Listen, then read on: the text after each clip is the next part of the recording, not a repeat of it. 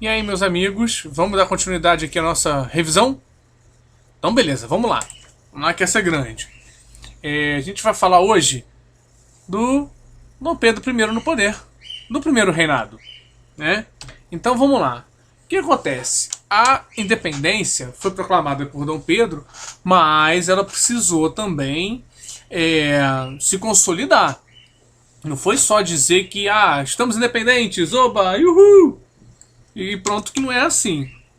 É claro que teve gente que era contra a independência, teve resistência e tudo mais. Então, por exemplo, o Norte e o Nordeste eram fiéis a Dom João VI, eram fiéis a Portugal. Tá? E aí a gente vai ter alguns focos de resistência ainda no Grão-Pará, né, que é basicamente o Pará e um pouquinho de outros estados do Norte. O Maranhão, Piauí, Bahia, a Cisplatina, que é lá embaixo, o Uruguai. Tá? E Dom Pedro vai precisar pagar um monte de gente, de tropas, de mercenários para lutar do lado dele, para combater essas resistências. E finalmente no dia 2 de julho a gente tem aí a derrota das tropas baianas e as outras províncias acabam aceitando então o governo de Dom Pedro, né? O Império de Dom Pedro. Todo novo país, ou todo país, precisa de leis. Né? E como o Brasil agora era um partido, era um país novo, precisava se fazer novas leis. Não podia continuar com as leis de Portugal. Então, o primeiro rascunho, digamos assim, de Constituição brasileira é o projeto, que não passou de um projeto, por isso que a gente não chama de Constituição, é o projeto de Constituição de 1823. Tá? Nesse projeto, existiam dois grupos que estavam ali liderando. O dos brasileiros, que apoiavam a centralização de Dom Pedro I, né, e que representavam os interesses dos grandes donos de terra, latifundiários, e dentro ainda dos brasileiros uma outra ala, né, também do Partido Brasileiro, de brasileiros, que apoiavam a descentralização do governo, ou seja, não queriam a coisa do governo centralizado. Tá? Então a descentralização administrativa daria uma autonomia para as províncias. Os estados iam ter essa liberdade, né, de fazer suas próprias leis. Mais ou menos como é os Estados Unidos, né? Aquele modelo que a gente imagina nos Estados Unidos, cada estado faz sua lei e tal. Né? Claro que existe um limite constitucional para as leis, só que nos Estados Unidos esse limite ele amarra menos os estados, né? Dá um pouco mais, bem mais liberdade para os estados fazerem as suas leis, tá? E do lado português, os portugueses queriam se reaproximar de Portugal para manter os seus privilégios, tá? Como esse projeto de Constituição previa uma limitação do poder de Dom Pedro I, ele acaba dissolvendo essa Assembleia que estava preparando esse projeto, né, que ia votar essas leis, né, e vai aparecer com uma outra proposta, que é essa de Constituição outorgada. O que é uma Constituição outorgada? É uma Constituição imposta. Então Dom Pedro escreveu a Constituição, né, e é essa aqui que está valendo. E pronto, acabou. Tá? Nessa Constituição, ele blinda o seu poder. O que ele vai fazer? Ele mantém a monarquia hereditária constitucional. Tá? A monarquia no Brasil vai ser hereditária, vai continuar sendo de pai para filho, né? Então, vitalícia. E tem uma Constituição que orienta. Tá?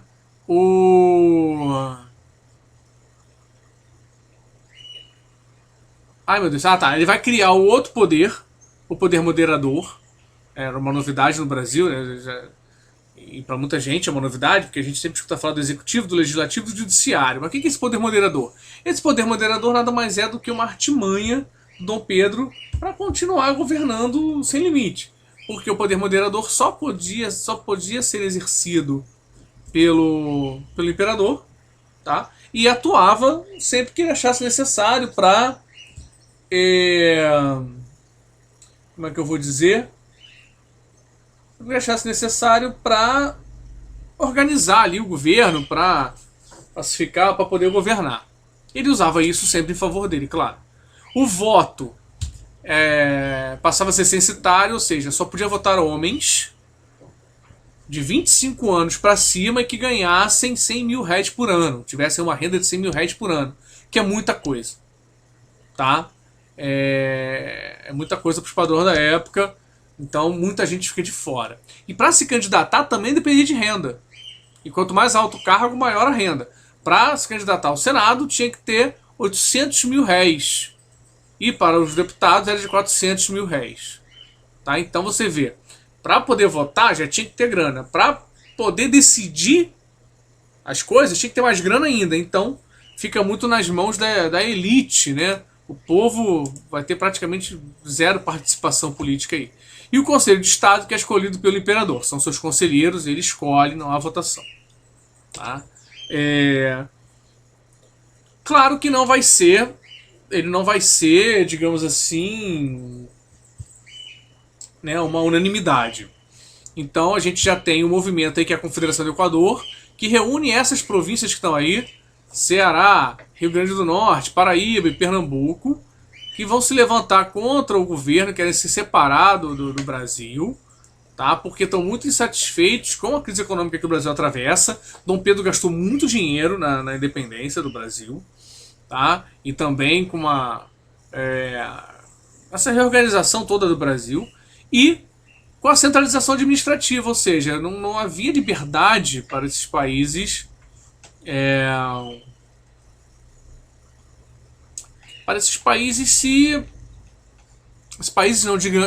essas províncias se governarem, né? Terem a sua própria liberdade de governo, enfim, tudo mais. E aí a gente vai chegar numa crise pelo reinado.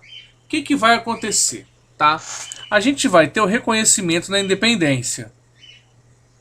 O que é isso? Não basta você ser independente, se proclamar independente, ganhar a independência dos grupos opositores, se outros países não reconhecerem a sua independência. Certo? Então o que vai acontecer? O primeiro país a reconhecer vai ser os Estados Unidos, em 1824, ou seja, apenas 2 anos depois. Por quê? Porque os Estados Unidos queriam aumentar a influência na região. Para isso, criaram a doutrina Monroe, né, que dizia que a América devia ser para os americanos. Isso para afastar toda a influência europeia aqui da América, para que a América fosse um território praticamente um território dos Estados Unidos, né, de influência dos Estados Unidos. A Inglaterra também queria muito, porque ela queria ter mercado. Você sabe que a Inglaterra passou por uma revolução industrial, já tinha mais de 100 anos. Em 1750 ela passa pela sua. É o país de longe mais bem preparado de produção industrial, que mais produz, e que por isso é o que mais precisa vender também. Tá? Mas havia uma fidelidade em relação a Portugal. Portugal e Inglaterra eram grandes parceiros econômicos há muito tempo. Teve o lance da transferência da corte, que eles participaram, ajudaram, né? Muita história aí na relação entre os dois. Certo?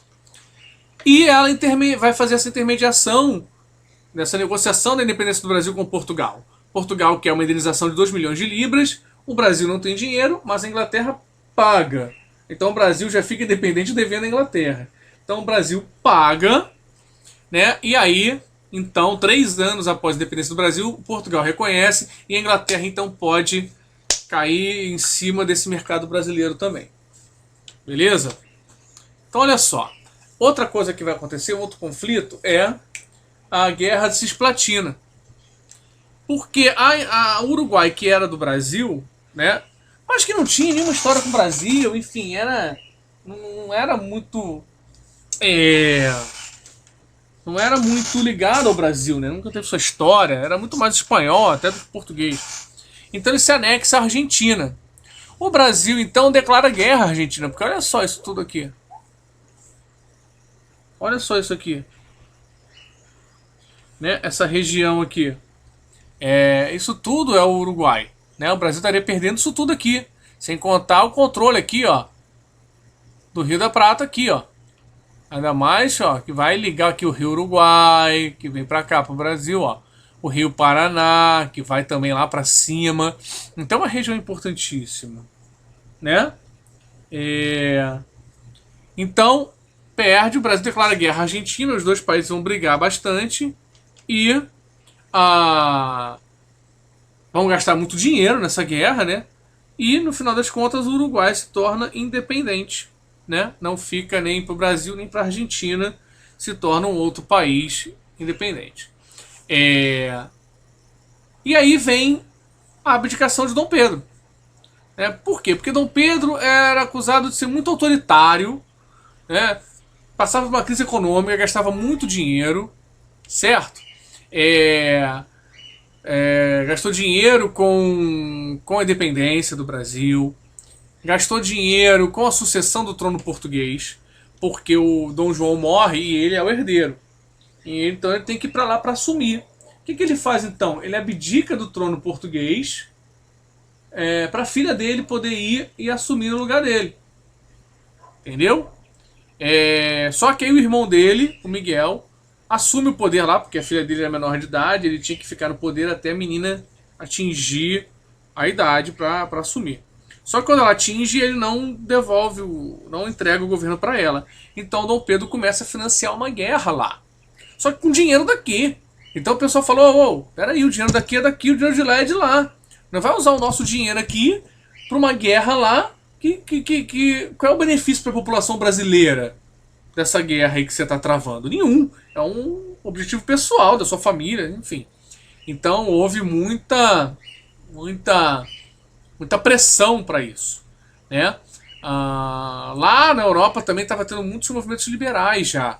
O liberalismo estava se expandindo, então governos de monarquia, né, absoluta e tal, estavam perdendo espaço. As próprias monarquias também constitucionais estavam perdendo espaço. O liberalismo estava muito forte lá. E a gente teve a Revolução Liberal do Porto já em 1820. Né, então já havia essa semente liberal também em Portugal. O que vai tornar difícil cada vez mais a permanência de Dom Pedro lá no poder.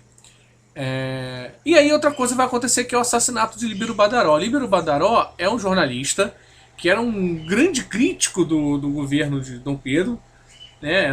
Fazia críticas contundentes nos jornais, e ele aparece morto, é assassinado. Muita gente vai ligar aí os pontos, vai pairar muita suspeita, que vai chegar no nome de Dom Pedro e tal. E Dom Pedro então tenta sair do Rio de Janeiro, vai para Minas, também é muito mal recebido em Minas. Ele achava que ia ser bem recebido lá, porque historicamente a família real sempre foi bem recebida lá. Volta rapidinho, quando chega aqui tem um grande quebra-quebra no centro da cidade entre apoiadores e opositores de Dom Pedro, tá? E sem clima nenhum, ele acaba abdicando ao trono português, tá? Pondo fim ao primeiro reinado e início ao